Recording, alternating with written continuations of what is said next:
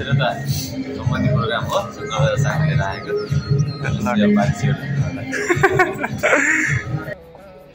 So guys welcome back to my another blog र आज पनि यस्तो खुल्ला खुल्ला मौसम रहेको छ होइन अनि म ब्लग स्टार्ट गर्दैछु कलेजमा आएर यहाँ सबजना साथीहरू आइसक्नु भएको छ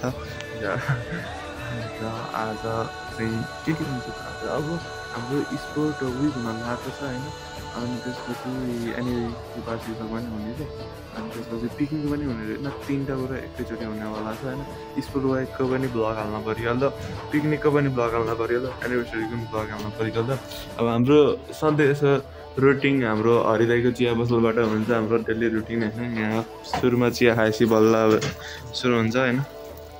आज के पाक्दैछ दाइ अहिले आलु परोठा हुन्छ अरे र यहाँ भाउजूको चाहिँ यहाँ चिया पाक्दैछ खत्रै हान्दिनँ त दाइल त पुरै घुमाइदिनु र यहाँ चिया वेट गरेर खान अनि यो युट्युबर मान्छे यहाँ कसरी सब्सक्राइबर बढाउने भनेर सो हाम्रो चियापान कार्यक्रम सम्पन्न भइसकेको छ र त्यसपछि अब क्लासतिर जानुपर्ने हुन्छ हाम्रो अब फर्स्ट पिरियड यतिकै गइहाल्छ अब के गर्ने फर्स्ट पिरियड गयो साथीहरू आउँदा पनि आउनुहुन्न केही गइहाल्छ चियामा र सेकेन्ड पिरियडबाट त राम्रोसँग पढ्नुपर्छ हाम्रो एकाउन्ट सर एकदम ह्यान्डसम सर हुनुहुन्छ हाम्रो कलेजको सबभन्दा ह्यान्डसम सर र अब क्लासतिर जानुपर्ने हुन्छ कसले सर तपाईँले बुक दिनुहुन्छ मलाई झोलाको चेन खुल्ला छ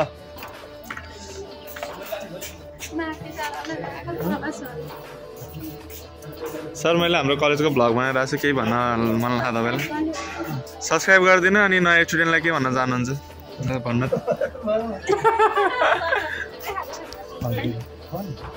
केही नभन्ने रहेछ सरले नयाँ स्टुडेन्टलाई हाम्रो कलेजमा यस्तो राम्रो राम्रो बहिनीहरू छन् है चेलीबेटी हुन् सुस्मिता खै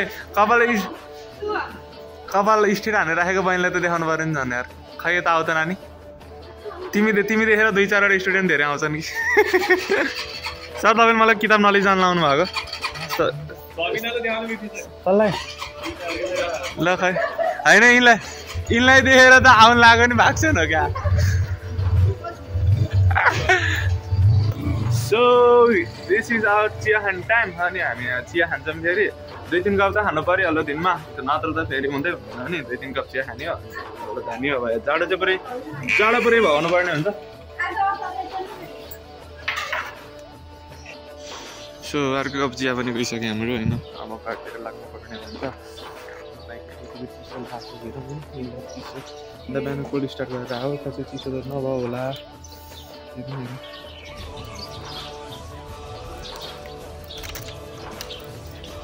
so guys I am home र यहाँ मैले बाइक रोकिसकेको छु यहाँ हाम्रो आज विनोद सर पनि यतै हुनुहुन्छ होइन हाम्रो उहाँको नाम चाहिँ मनिष हो भन के भन्ला ऊ त्यो होला उयो तपाईँको त पिङ्क होला को हो र त्यो यो पिङ्कहरू होला जस्तो लाग्छ र अब घरतिर जानुपर्ने हुन्छ र यसो चिया त खाइसकेर खानासाना खानुपर्ने हुन्छ र त्यसपछि अफिस जानुपर्ने हुन्छ ल त्यही त हो ल यही त हो डेली रुटिन होइन र हाम्रो देवकोटा भाइ यहाँ यस्तो मजाले आवा तापे अनि कि कोइला तापे भने थाहा भएन होइन मजाले आवा तापिरहने आएको छ होइन पनि बसेर एकछिन आवा ताप्नुपर्ने हुन्छ किन यस्तो जाडो भगाइदिउँ अनि आज भगर दाइ भन्ने कि घरबेटी दाइ होइन आज तिमीलाई भ्लगमा हालिदिन्छु सबलाई सेयर गर है यसरी गाई यसरी हो कि मेरो सिक्रेट प्लान सबलाई भ्लगमा राख्ने सबलाई ट्याग हान्ने सेयर हान्ने नि हजुर सो आजको पनि अफिस डे स्टार्ट हुँदैछ लगभग 10 बज्न लाग्छ म अफिस जान लाग्छ र आज चाहिँ ड्रेसमा आएको छु होइन र ज्याकेट चाहिँ बाहिरकै लगाएको किनकि कोटले त यो जाडो धान्नेवाला छैन सो बाहिरको लाग्यो होइन अब अफिसतिर लागिन्छ अफिस गएपछि भ्लग आउँदैन अनि ब्रेक टाइममा चाहिँ म सधैँ भ्लग एडिट गरेर हुन्छ होइन बेलुका आएर थकै लगाइरहेको हुन्छ अफिसबाट आउँदाखेरि एकदम एक्सट्रिम लेभलको सो दिउँसो ब्रेक टाइममा गरेर आएपछि सजिलो हुन्छ नि त बेलुका एडिट गर्नु आइपुग्यो बेलुका क्लिप हाल्यो अनि एडिट भयो होइन त गाइजहरू त्यही हो अनि आजकल चाहिँ भ्यू लास्टै घटिरहेको छ एकदम अनि कटक्क हुने भ्यू घटिरहेको छ किन मलाई थाहा छैन किन होला गाइज यिनीहरू चाहिँ यहाँ मिलनचोकका बेरोजगारहरू हुन् एकदम होइन काम नपाएर घाम तापेर बस्यो यो नानी सबभन्दा ठुलो बेरोजगार यो निरुनी बेरोजगार सबै बेरोजगार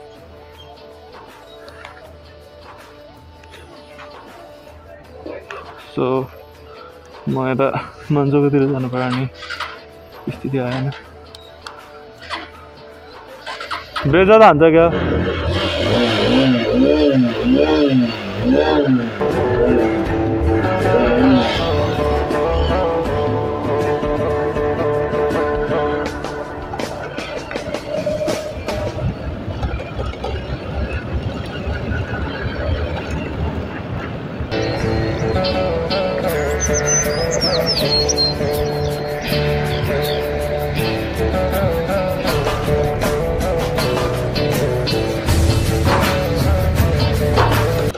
यो रोड चाहिँ लास्टै ओभरै छ है तनाउ र हाम्रो lamjung जोड्ने रोड यस्तो स्थितिमा गाह्रो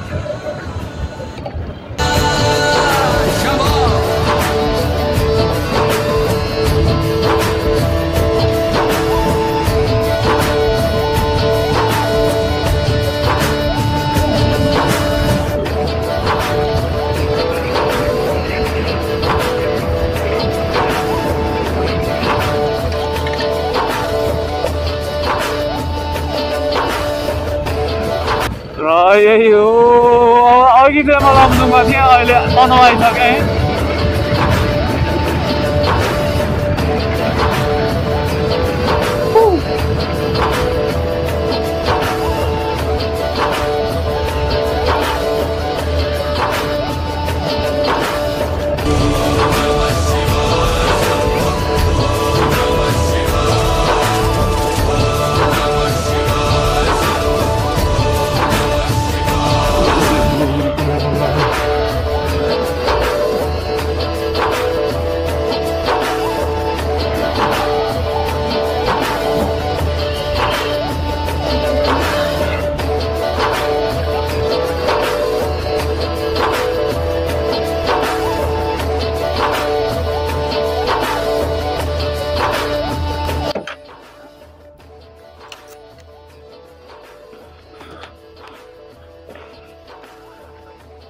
कता यतै रहेछ क्या प्रोग्राम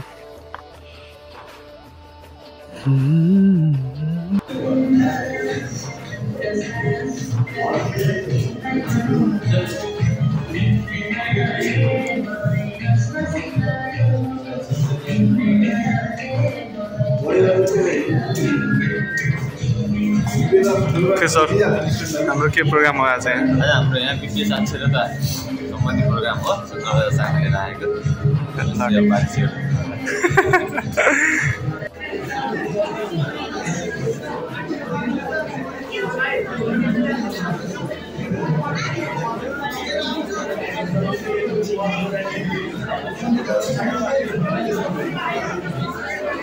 कार्यक्रममा छोटो आसमनलाई मैले जोड्न गएको छु आजको यस कार्यक्रममा आसमन गरिदिनु हुन आजका मुख्य प्रशिक्षक मौलायन ब्याङ्कका प्रबन्धक त्यसैगरी निर्मल माविका साहेब र दीपक ढुङ्गाना सरलाई पनि म आसमनको लागि हार्दिक अभिनन्दन दिन्छु त्यसैगरी सम्पूर्ण निर्मल क्याम्पसका प्राध्यापक एवं निर्मल माविका शिक्षक साथीहरूलाई यथास्थानमा आसनको लागि हार्दिक अभिनन्दन गर्दछु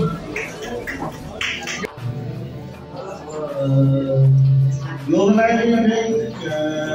अहिलेको अवस्थामा नेपालमा 77 जिल्लामा पुगेको डिजिटल ब्याङ्किङ सुविधाको अग्र स्थानमा रहेको देखेको यसका फाइदा बेफाइदाहरूको विषयमा तपाईँलाई जानकारी दिने उद्देश्यले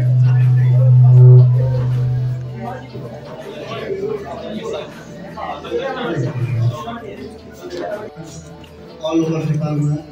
281 ब्रान्चलेस ब्याङ्किङ एजेन्टहरू ब्रान्चलेस ब्याङ्किङ भएको जहाँ शाखा रहन सक्दैन त्यहाँ चाहिँ एउटा एजेन्टको रूपमा चाहिँ सानसानो कारोबारहरूलाई प्रबन्धन गर्ने हिसाबले चाहिँ एउटा एजेन्टको रूपमा नियुक्ति गरेर उनीहरूलाई कारोबारको अथोरिटी दिने हुन्छ। त्यसको लागि शाखा 281 वटा हुन्छ छ 274 एटिएम हाम्रो अहिलेसम्म नेपालमा त्यति छ। 3 representative office UK India Australia भएको छ। त्यसले पनि हाम्रो त्यहाँ बस्ने राजनीतिज्ञहरूले सो अब चाहिँ यहाँबाट जानुपर्ने हुन्छ लाइक मलाई आफ्नो अटेन्डेन्स चाहिँ दिइसकेँ होइन इन्भिटेसन आएको टाइममा। सो अब यहाँबाट चाहिँ लाग्नुपर्ने हुन्छ र यही हो गएको त्रिभुवन के भन्छ नि युनिभर्सिटी तर त्रिभुवन भए पनि होइन यो चाहिँ ट्युबाट हो। त्रिभुवन त त्रिभुवनै गयो अगाडि र यहाँ बाइक छ र अब लाग्नुपर्ने हुन्छ सुन्दरबजारतिर। सो यहाँबाट त निस्किसकेको छु म होइन मान्छौका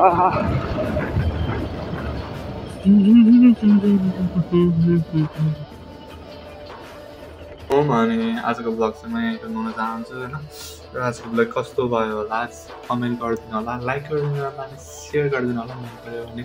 सब्सक्राइब पनि गरिदिनु होला।